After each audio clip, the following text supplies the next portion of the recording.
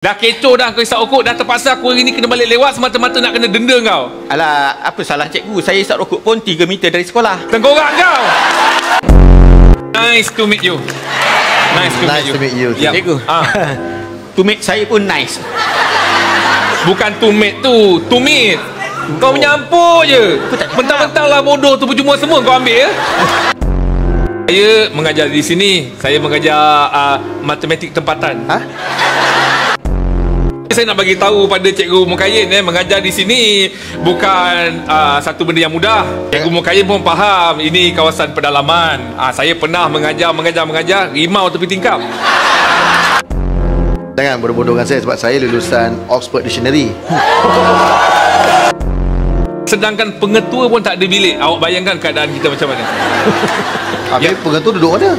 Pengetua duduk dalam kemah betul-betul bawah kelapa sawit yang nombor 3 ni.